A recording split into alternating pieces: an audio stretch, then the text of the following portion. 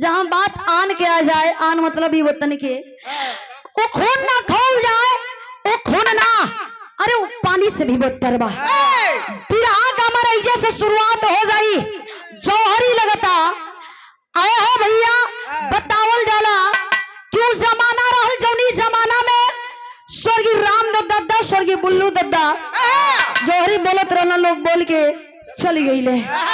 तू बोल के अमर हो जा। नहीं हमरा शौक नहीं खे, जानला हमरा नहीं खे शौक अमर होके के। आवा कसौटी के बात है, तनी कसौटी पावे द गुरु, काहे हड़बड़ा गईला, छटपटा मत।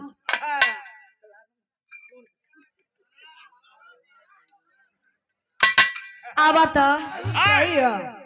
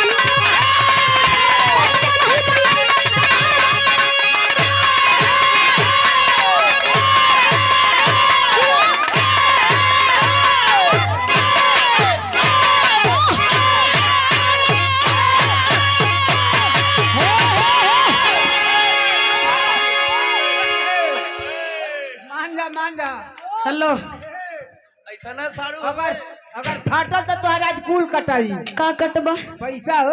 अच्छा और कुछ मत कर, जल्ला बचा दिया, मतलब गर्दन मत कटिया, कहे का मतलब ना नहीं उनकर हाथ कटी है न तो फिर दुसवार हो जाए। कट जाए तो कमल काइन कहे कि काट देला हमरा। अरे पैसा हो घरवा है। हेलो आराम से आई, जौन स्वेटर पहन ले हुआ हम देखा थी, यही से ज्यादा गर्मी होता के निकाला था, निकाल के फिर तो ही जड़बो था। ए मनोज भैया यार सिखिया पहलवान यार, मुष्टि पहलवान थापक साड़ू मान ला। तनिक सा कहानी के आप लोग समझ ले। भारत के अंदर एक नामी प्रांत हरियाणा, हरियाणा प्रांत में एक नामी जिला अंबाला बताया गई, और वही अंबाला जिला में एक गवई इलाका जौना गांव के नाम बीर बांगड़ा बतावल गई। गौर करेंगे बाबूजी, वो गौवा में एक से एक वीर रहलन, आए है वही में से एक वीर इहो रहलन। ओ गांव में सबसे गरीब और दुखियारा परिवार, जो ना परिवार में 3 सदस्य हुन, पिताजी ना हुन, और जब बाप के साया सर से उठ जाला तो कितना मुश्किल हो जाला परिवार चलावल, ये आप लोग बखूबी जानते हैं। तनिक सा कहानी पर ध्यान दो आप लोग। एक विधवा माई है जिनका नाम कुंती बतावल गई, उनकर 2 औलाद, एक बेटवा और एक बिटिया। बेटवा का नाम कुंदन और बिटिया का नाम अंजू बतावल गई। माई बचपने से लेके अपने बेटवा बिटिया ने के बड़ा चिंतित रही कि बेटवा जादिन जवान हुई देश का सबसे बड़ा पहलवान बनाई, आए हाय। लेकिन धीरे धीरे समय बीतत हो गरीबी में, दूसरा घरे झाड़ू पोछा करें, मेहनत मजदूरी करें, जौन मिल जाए वही से अपने बेटवा बिटियन के भरण पोषण होत हो। लेकिन देखा फटही लुगड़ी फटही वस्त्र पहिर के अम्माई गुजारा करत में, लेकिन हौसला बुलंद बा, धीरे धीरे धीरे 24 साल बीतल, बेटवा नौजवान हट्ठा कट्ठा पहलवान जोग हो गई। माई एक दिन खाना परोसले भैया, समझे भैया, माई एक दिन खाना परोसले भैया, बेटवा के अचरा से आवा आकत बिया।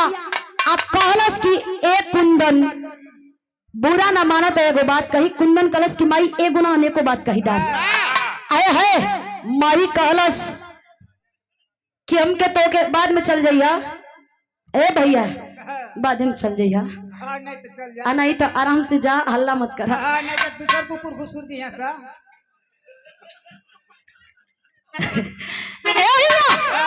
माई हवा हकत दिया अचर से, अब कहलस कि ये कुंदन दुनिया का सबसे बड़ा पहलवान तो के हम बनावल चाहत बानी। कुंदन मुहवा में रोटी के निवाला तोड़ के डलले है, अखिया भर आई। कहलस कि माई ओम प्रकाश, माई जब तनी बतिया कहलस, अखिया झरझर झरझर नोर से भर गई। कहलस कुंदन की माई हे गरीबी में कहत बड़ू पहलवान बने के, बताओ कि कबो कबो हमन के अन्न नसीब ना होला, चूल्हा उपास कर जला। माई कहलस कि ये बेटा हमेशा पंख से नहीं, कबो कबो हौसला के उड़ान ऊंचाई तक ले जला। कि हौसला अपने जोश जुनून जज्बा के हमेशा बरकरार रखिया, तो के तोहर मंजिल पावे से कोई रोक ना सके। आए है माई के बतिया ध्यान में रख के लगलन गुरु लोगन के सानिध्य में जाके रियाज करे। जब कुश्ती के रियाज करे लगलन कुंदन, तो देखा धीरे धीरे समय बीतत बा। माई एक बात के ख्याल धरावत बिया, बिरहा में बड़ी सुंदर गीत लगत बा। आई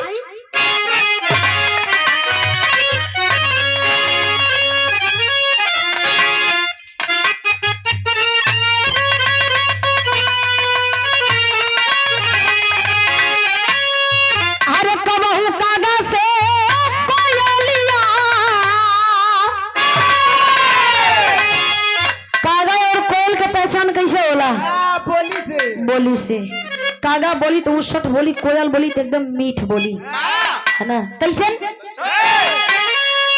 अरे कबहू कागा से कोयलिया कि मेल ना होई, अरे मेल ना होई, बालू पतन पुराई बाकी तेल ना होई।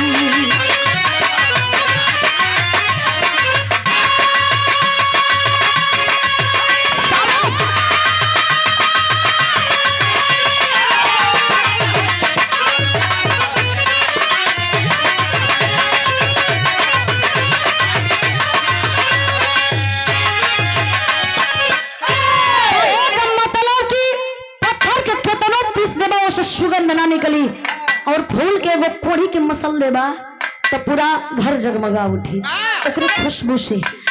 लेकिन बिरहा में भाव दिहल गेल, माई समझावत भी अपने बेटावा के, का समझावे, अरे लाल दगिया न लागे,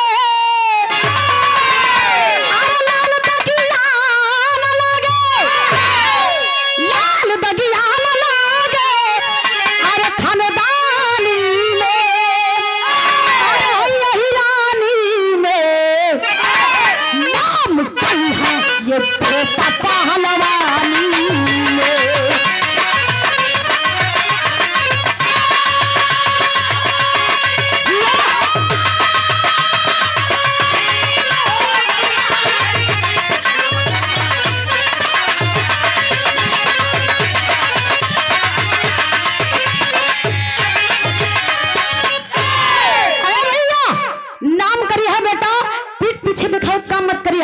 जहां लड़ी है वहां गड़ के लड़िया, ताकि ई माई कह सके फक्र से कि हम वो कुंदन के माई है। वाह, बिरहा के सुनवैया के पारखी के धरती है, आप लोग परख ले। माई एक बात कलस और यही कड़ी में सम्मान आशीर्वाद देने मेरे बड़े भैया संजय शर्मा भैया महाराजगंज से बड़ा कलाकारन से स्नेह रहेला आपको, और अपने सानिध्य में आने को कार्यक्रम आप कराइला और ये पिटियाई बहनी के भर भर के प्यार दिला। समदार हजारों हजार रुपया के आशीर्वाद दिले बनी। संजय भैया के चरण में बहुत बहुत प्रणाम, बहुत बहुत आशीर्वाद की हम कामना करत बनी। माई का आरे माई के दूधवा के रखिया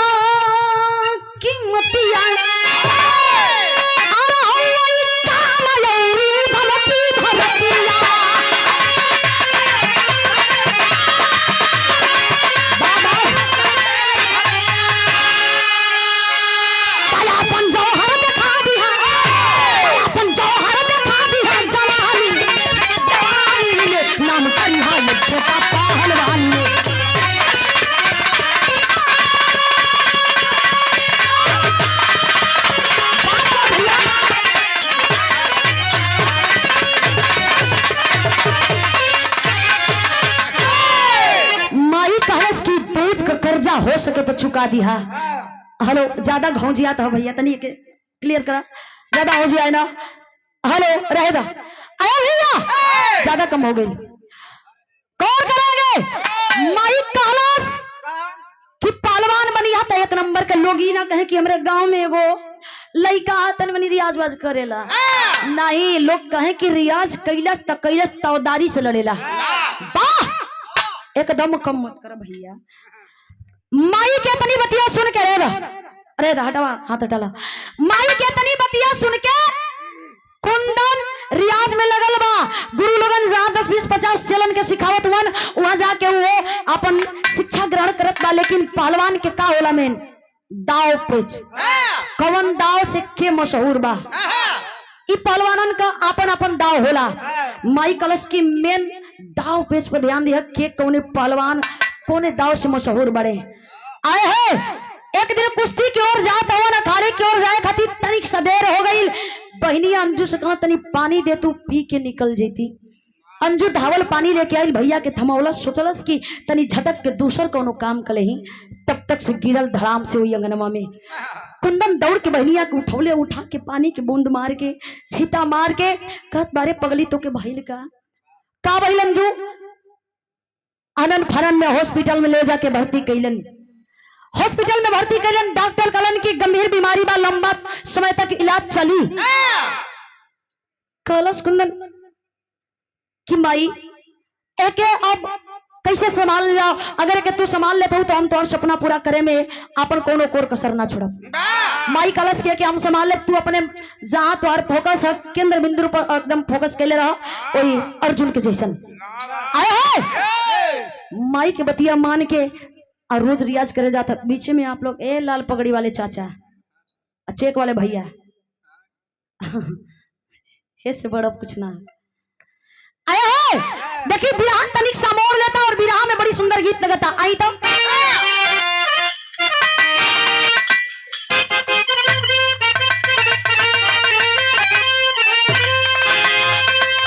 कौन दुल्हन कहलस कि सैया हमरे यही झोलनिया जा जुड़ाई दहो।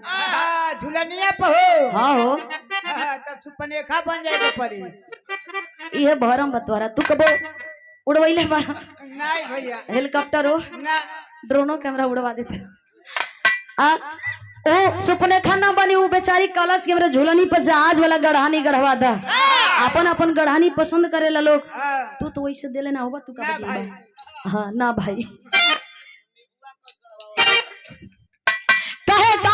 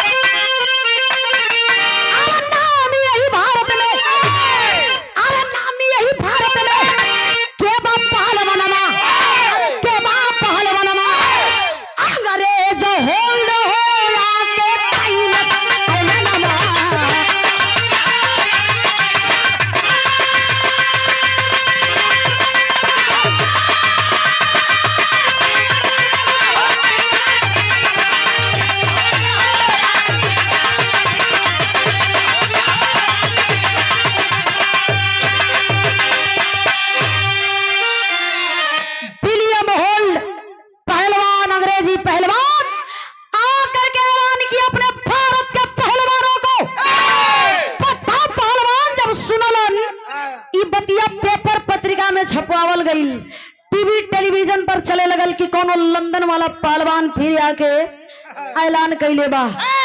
हर प्रांत, हर जिला, हर कस्बा, हर रियासत तक पहुंचल, हर दरवाजे तक खबर जब पहुंचल तब पट्टा पहलवान जे लड़वैया रहे कहे कि आई गए सारी अपनी बहनी के तीज पहुंचावे आजा बतासा लेके खाजा बतासा चौपावे इनकरा के बढ़िया से खातिरदारी करके भेजल जाए। मेहमान नवाजी में भारत पीछे नहीं खे है ना। पट्टा पहलवान रियाज में लग गईलन जंघिया लंगोटा कस के अब पूरा बढ़िया से तैयारी करके आप पहुंचे तुमन वही भारत की राजधानी दिल्ली में जहां अखाड़े पर बुलावा आइल बा चैलेंज कइले बा कैसे लंदन से यहाँ कभी हलन यही दिल्ली में चुनौती लगता चिचोर ये तेरा बाप के पौती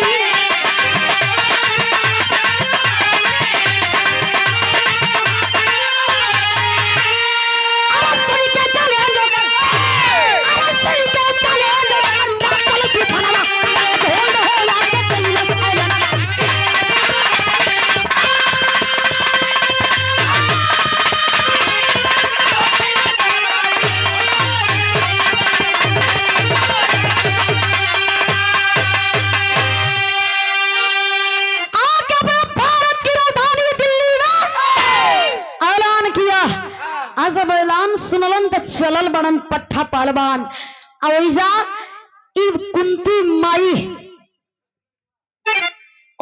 कुंती माई अपने बेटवा कुंदन के लेके भी पहुंचत दिया कलश की बेटा यह मौका अगर मौका मिल जाई फिर चुकिया मत जी जान लगा दिया पहले तो देखिया कि के कैसे लड़त बा हथौटी सीखे कोशिश करी हा आए हाय माई के बतिया मान के माई के आंचल पकड़ के संगवा संगवा बेटा मारी तरात वही अखड़वा की तरफ पहुंचल हो जहाँ पहलवानन के ताता लगल बा तब बिरहा में बड़ी सुंदर गीत लगल गीत भगवती खाती आवा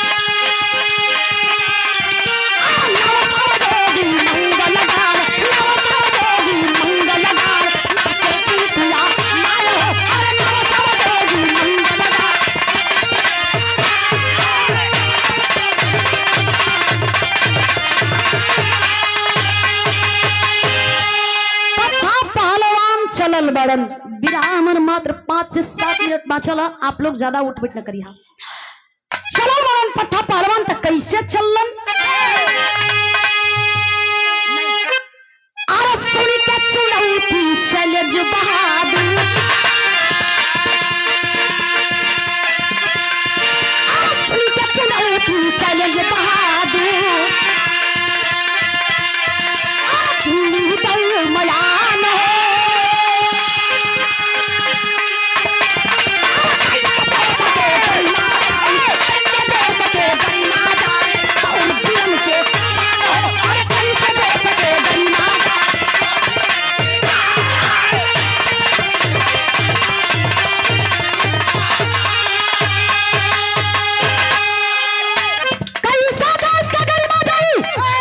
लेकिन सर झुकी ना आई हमने भारत के भूमि में एक कहीं नहीं थे ये देश के लाल मिट्टी के लाल सर झुका ले पीठ दिखा के चलिए लड़े ले जहां वहां जंगा गाड़ी के कैसे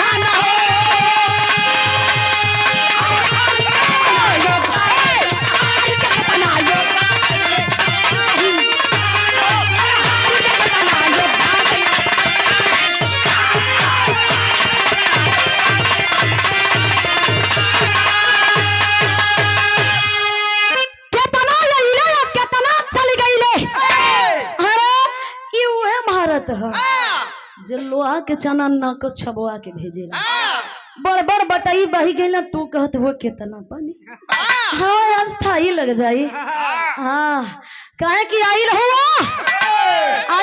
बन के बना के भेजल जाई कि हमरे देश के परवान कहत हो हम ना कहते भैया हमारे देश के जवान और पहलवान लड़वैया लोग कहते हैं जे भैया पहलवान नहीं है आप लोग समझत हुई हैं पट्टा पहलवान जब निकल के जात हो ना खड़े पे आके भांजे लगल पूरा देहिया लगे कि एकदम ठाइल राम चढ़ल मुसुक गठीली बदन शीशा के जैसन चमचम चमचम चमकत हो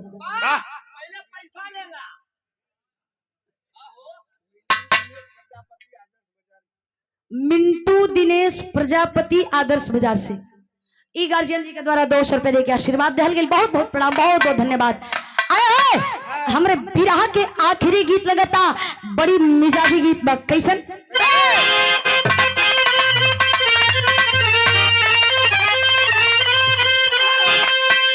कोनो दुल्ही के दुल्हा एकदम नशेड़ी मिल गई बहुत बढ़िया भाई सुंघा के एक दिन बोतल मुआ दी कुल जनला बहुत बढ़िया बैल मन बड़ऊ बतियावत हुआ हाँ बेचारी कहे हमार किस्मत फूट गई जाए मुझे से जा बिहार छोड़ के आलो ना ऐस कहत हूं लेकिन ई ना कुल काम करेला बड़ा सीधा सपाट हूं आवा कैसन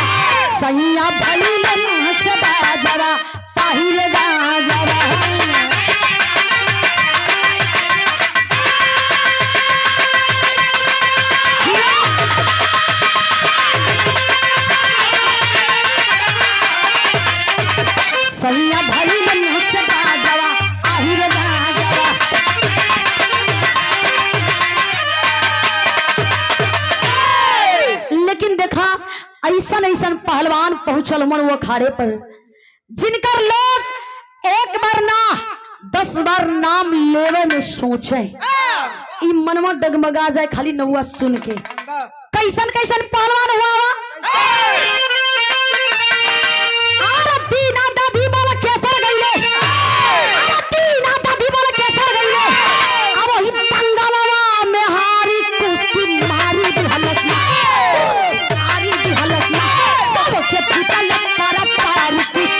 मार दी हलसीना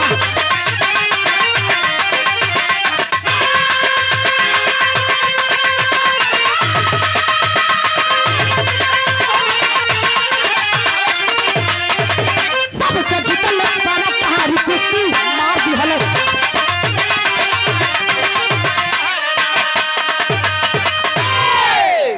सबके जीतलस लगल लड़े तो एक जनी जाए तो पटक के दूसरा के नेक्स्ट दूसरा जानी के पटके तो कहे फिर अगली बारी तीसरा जानी के पटके तो कहे फिर जय आवे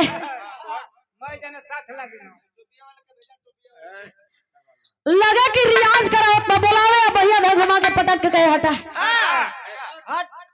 हट 3 नंबर में अच्छा तो देखा दही में जान नहीं खे कहावत दादा लोग सही कहलन कि कमाई चरनी या खर्चा या ठन्नी तई लक्षण है बिलाए के आ दही में मांस कम होके जोश ज्यादा जागे ये लक्षण कुटाए तो झाड़ झूर के चल दही ना का बड़ा जोन एकदम साफ खुला हो कहीं लग चला मुसाफिर बात पर्दे में आया है पहलवान एकाएक करके पटकाई गई महफिल वीरान हो गई सन्नाटा छोड़ेगा लोग सोचे लगन के देश का गरिमा बची तो बची कैसे अरे बाप रे बाप ये तना बड़का बड़का पहलवान यहाँ पटका जातवन तब के ई देशवा के मर्तबा बचाई हो भैया सोचे लगना लोग देखबा आज के बार बार ताल ठोके और ठोक के कहे कि है कोई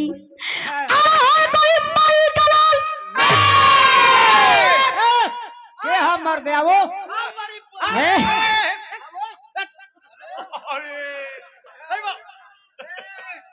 ऐसा ना कि हम बढ़ जाती तू ही लोग गाल पातर पर मत पातर पम्मा त्यावन आता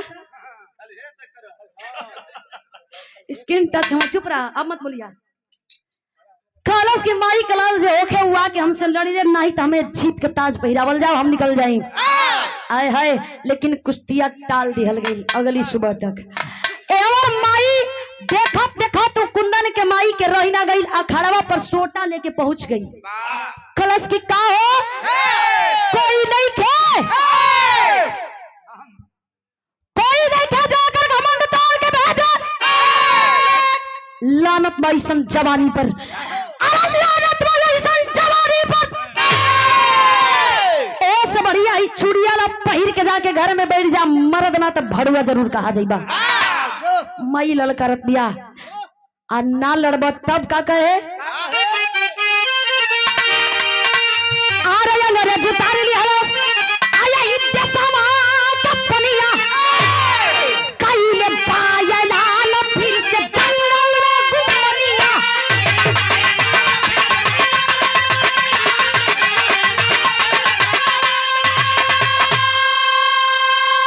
अरे सुनी के चुनौती माई अरे सुनी के चुनौती माई दिहली लाल कारी कुश्ती मारी दिहलस मारी दिहलस ना ई का कई मुझे मतारी कुश्ती मार दिहलस ना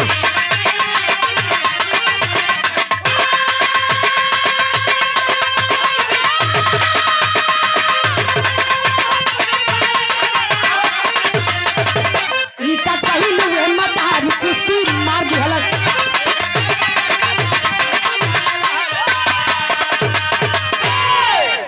बुढ़िया माई कुंती जाके कलश किया रे कोई ना लड़ी तो हमार बेटवा कुंदन लड़ी आय है तनी बतिया सुनत है कुंदन भेड़िया के चीरत खड़वा पर पहुंचल आ माई से कलश माई हाथ नीचे कर माई हाथ नीचे कर कहा कि तोर बेटा ना लड़ी माई कलश काहे काहे हमार बेटा ना लड़ी कौन अपने बेटा के कायर पैदा के लिए बनी का कलश की माई एक कुश्ती आज ना कल खाती टालल गया आज लड़े कोई तब बे लड़ लेती लेकिन कह दे कि ना लड़ी माई कलश के अरे हम ना जानत नहीं है कि इतना नालायक और कायर पैदा कैले बनी अरे हम तो जानत नहीं है कि पट्टा हथा कट्ठा वीर और शेर पैदा कैले बनी लेकिन जा लड़िया चाहे मत लड़िया मर जाइया भले लेकिन हमारे सामने मुंह मत देखिया माई इतनी बतिया कह के चल दलस कुंदन कलश की माई ए माई अरे कल का डेट रखल गई है संतोष भैया माई के बतिया सुन के कुंदन डबडी आ गई कलश की माई कल तक कुश्तिया होके वाला तो के ना पता का कलश एक लाइन मात्र विदेशिया में कहना है अरे कुश्ती के दिनवा माई अरे अंजू के बिमरिया में अरे हमरा के देवे के बा अरे दुई बोतल खूनवा कलश की कल बहनिया के इलाज के डेट हो और कल हमरे अंजू के बचावे के हम माई खून दे के और तू तो जानत बाड़ू कि हमरे ब्लड मैच कैले बा अगर हम बहन के अपने खून दे देत बानी तो फिर कुश्ती लड़े लायक ना रहब आय अगर कुश्ती लड़त नहीं तो हमार बहन हमसे हमेशा हमेशा खातिर दूर चल जाई माई कलश की ई आंचल पे आंच न आवे वर्षों का तपस्या हमार पल भर में मिट्टी में मत मिला बेटा एक अंजू ना हजारों अंजू कुर्बान लेकिन एक बार सोच की बहन के जान बचौला से सर्वोपरि ई देश का मान सम्मान बाकी ना जहिया से कहले कि लड़ब वही दिन से तोर माई 4 गुना मेहनत करे लगल कोनो कोर कसर ना रहल आज काहे मौका पर ई जबान पर पानी फेरत बड़े बेटा सारा खाइल पियल सारा मेहनत कैल सारा मजदूरी कैल आज एकदम बिसर जाई आए हाय कलेजवा बिहर उठल बहनिया से कलश की भेंट कर लेवे माई का पताई अंग्रेजवन के नीत कब बदल जाई है का पताई हमारा और हमारे बहन की आखिरी मुलाकात होके हॉस्पिटल गई, हॉस्पिटल गया, जा करके बहन से कह रहा है कि माई विदेशी पहलवान से लड़े खाती कहती है। बहनिया कलश बैठल भी सुतल भी वेंटिलेटर पर, उठ के बैठ के खींच के कलाई पकड़ लिया कलश की भैया जात हुआ हमारे बात सुन का कहे, अरे हरी हो ना भैया रखी हो आ यही देश के कीमतिया हो, अरे हथवा मिलई हा जाके अरे दंगल दरमयानवा। रोवतिया बहनिया अंजू कलश की भैया राखी की कीमत वर्षों के बहन के चौक जाई, आज मांगन मांगत बिया। इतना दिन से कभी मंगले ना रलिया, लेकिन आज राखी के कीमत तो के चुकावे के कहत बिया। अगर वो पट्ठा पहलवान के पटक के चले बा तो हम जानब कि तोहरी बहन के राखी की कीमत अदा हो गई। हाय हाय बांध करके शेर सर पे कफन मौत के परवाह किए बिना निकल पड़ा है। जब निकलल बा तभी राय के शैली में बाव लगल,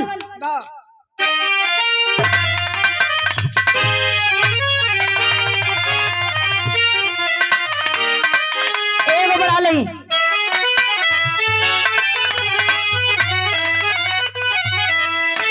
अरे पता नहीं के कैसे जाई पनिया, अरे पता नहीं के कैसे जाई पनिया, ने हिंदुस्तान के लोहा माने दुनिया यार हो दुनिया।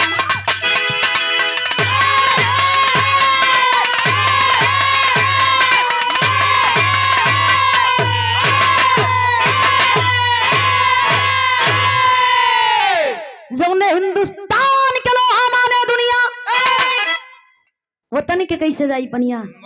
हाँ चलल बाबीर यहाँ चौलरिया लगता है कैसन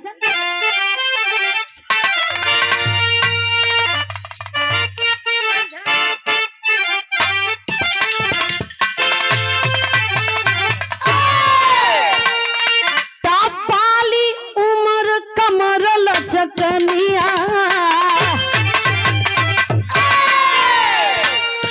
तबाली उमर कमर लचकनिया गोरिया खींचे निहुर के पनिया गोरी के झूले झूले लिया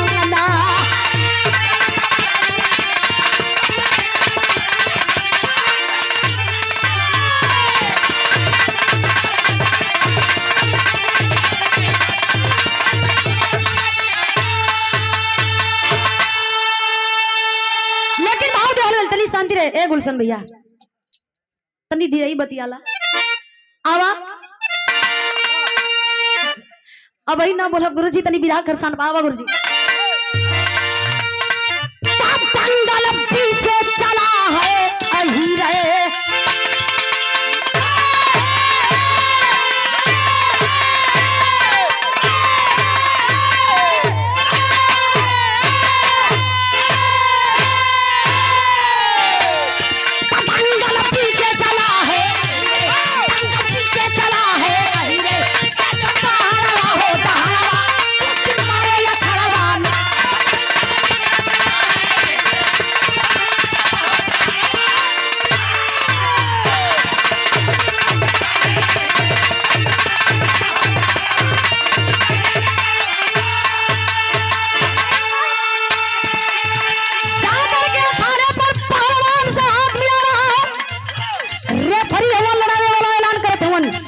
दादा लोगन का दिमाग यूज के लिए हो। पहले पहले दादा लोगन का आवत कहत रहलन कि जहाँ बल न लगे वहाँ बुद्धि से मार रहा, तब शेर ना सवा शेर कही बा। ऐसन समय कबान ना अनगिनत समय ले ला, लेकिन सार के पटक के भेजेंगे जैसे करत का 1 2 3 4 5 6 7 8 जब 9 10 मिनट लगल 15 लेवे लगल। ई थापा नहीं पहले मौका दिलस जौन नेपाली वाला थापा हो, मौका दिला से करी बात का करत बा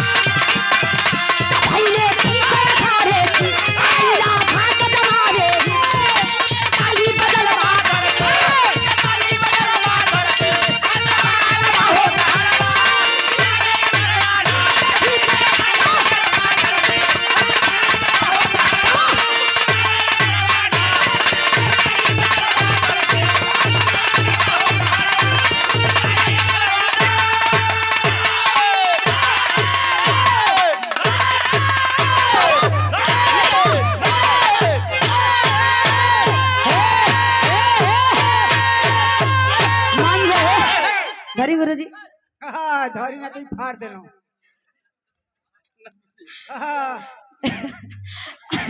रह दे हाथवा से बेचारा 3 महीना बैठल रहना। अगर फाटी ना तो मेरा पीतर का झाले बजावे के पड़ी। बगल से ना लेके बजा लिया का। वो फाड़ दिया तब। अरे तो वो फटी ते गौरी है। गुरुजी को फाड़ दी तो का बजा। आज कमी ना है कोई ठे बजा ला।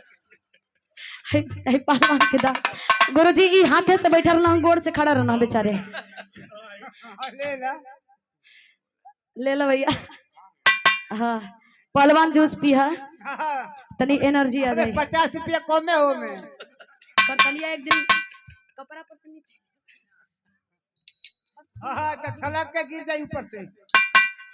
मात्र 2 मिनट हम कहानी फरियाद देते बनी। आए हो पट्टा पहलवान जाके हाथ मिलावलो और हाथ मिला के लगल उन्हें पैतरा दे के आजमावे। आजमावत आजमावत आजमावत आजमावत आजमावत ए भैया जब देखलस कि अब लटहरे लगलन गाज फेंक के तिरछा चले लगलन तब कलस की अब बात बन जाई अब रोड छोड़ के चले लगन। तिरपटे तिरपट लेके लगे कि सखुआ के बोटा नचावत बा भारी के निकास पर उठा ले हो और लेके घुमावत बा घुमावत घुमावत घुमावत शादी के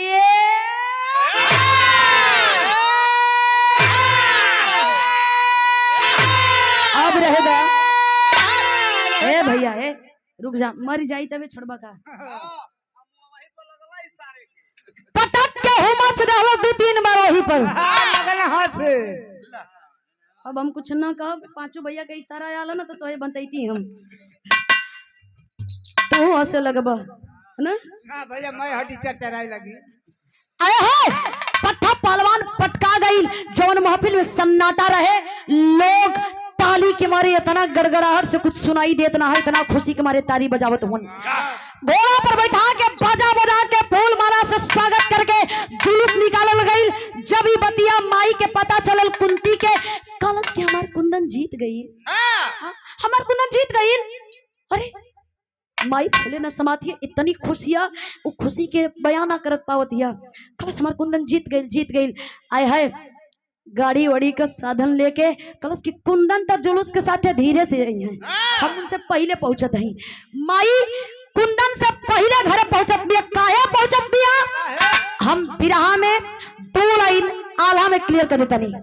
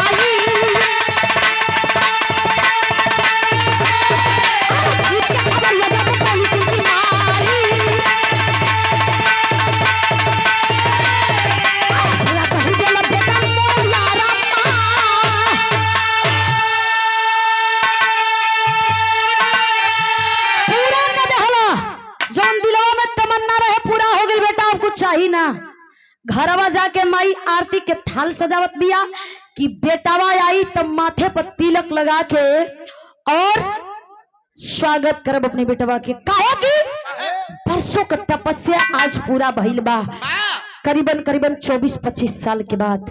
आए है खुशी का माहौल है जैसन मनत हो, लेकिन एक नीच कमीना जाकर के ओ माई के अरमान के ठेस पहुंचावत बा। कालच के रे बुढ़िया बड़ा खुश बारू माई कलश की अरे पागल आज ना खुश रहब तब कहिया खुश रहब। बेटा हमार दुनिया में नाम कर गई जौन चली उ बना दिहली तो समझ ले कि आज हमरा खातिर खुशी है ना बहुत बड़का खुशी बा।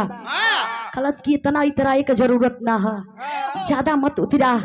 कलश की काहे कलश की तोहार बेटावा एगो पट्ठा पहलवान अंग्रेज के पटकले हमने शांत करावा अंग्रेज के पटकले हो और ये मत भूलो कि अंग्रेजी शासन है। अंग्रेजी शासन हम ओकरा के अपने गिरफ्त में ले ले बहुत जल्द फांसी के तख्ता तक लटक जाइए।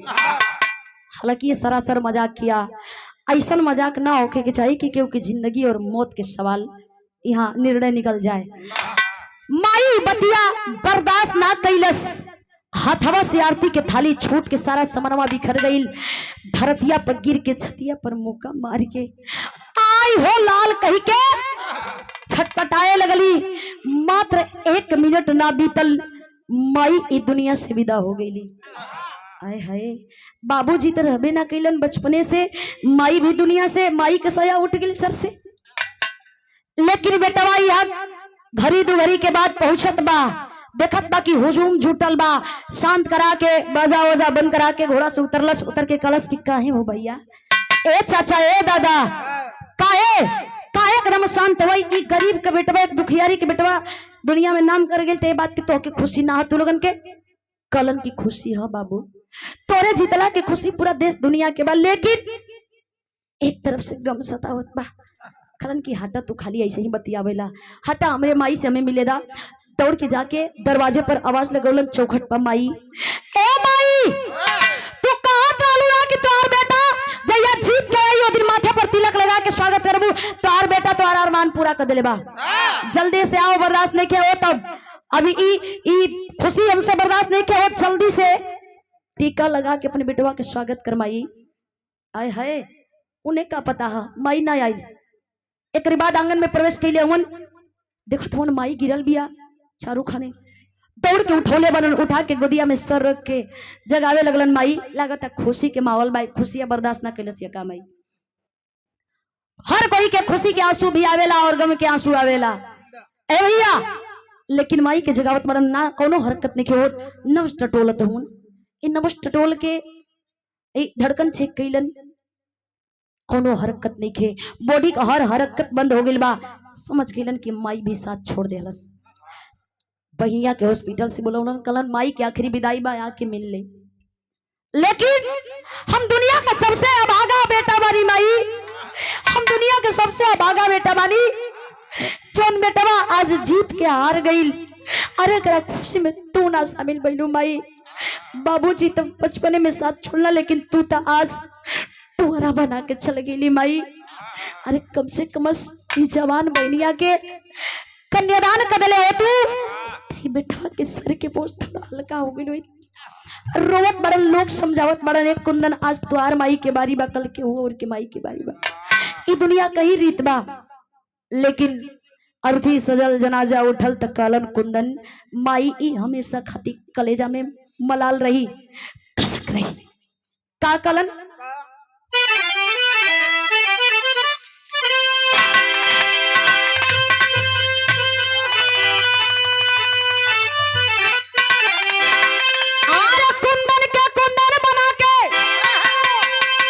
तनकी से एगो पर्दा बढ़ाई त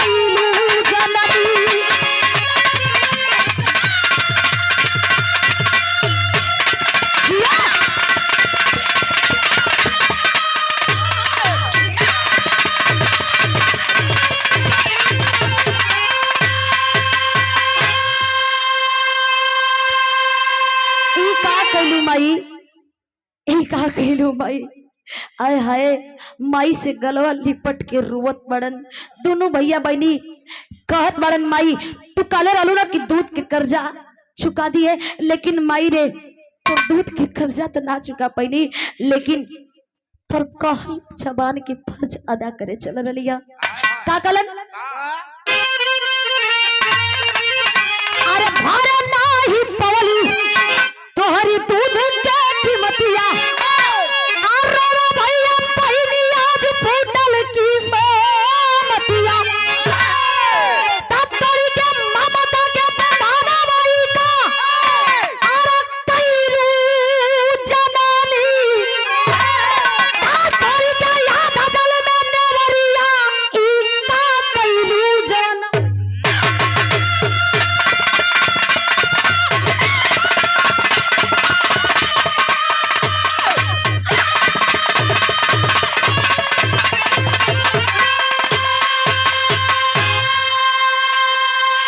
वाह वाह माई, माई के विदाई कैले, माई के जब विदाई भइल क्रियाक्रम कैले, धीरे धीरे हर गम के भुलाए लगलन। इंसानी फितरत हो कि लोग समय के साथ हर चीज के भुला जालन। ऐसे ही धीरे धीरे धीरे साल भर 6 महीना बीतल तब माई के गम भुला गिलन। बहिनिया के इलाज करे खातिर बढ़िया हॉस्पिटल खोजलन, बढ़िया डॉक्टर से बहन के इलाज करौलन और इलाज करा के घर बर दोनों खोज के शादी कैलन, कन्यादान कैलन। कहल जाला कि समय का घाव समय का मरहम से ही ठीक होला। आय हाय ऐसन बेटा हर माई के कोख से जन्मे, ऐसन भाई हर बहन के मिले। देश के सच्चे सिपाही हैं ये, रियल हीरो हैं। देश के जवान सरहदे हिंद पर जाकर के रात दिन एक करके हमन के रक्षा करेलन। ई मिट्टी वर्दी के कसम खाइल निभावेलन, चाहे वो धूप हो, गर्मी हो, बरसात हो, बर्फीली चोटी पे भी चढ़ के हमन की रक्षा करेलन। लेकिन धन्य है हमारे देश के पहलवान, चाहे वो पहलवान के रूप में बेटवा हो या बिटिया हो, विदेशों में जाकर के अपने देश को गौरवान्वित करने का काम करते हैं, गोल्ड मेडल और स्वर्ण पदक दिलावे का काम करेलन। सलाम बाईसन भाई के, ई रहल सच्चा देशभक्ति। आखिरी भाव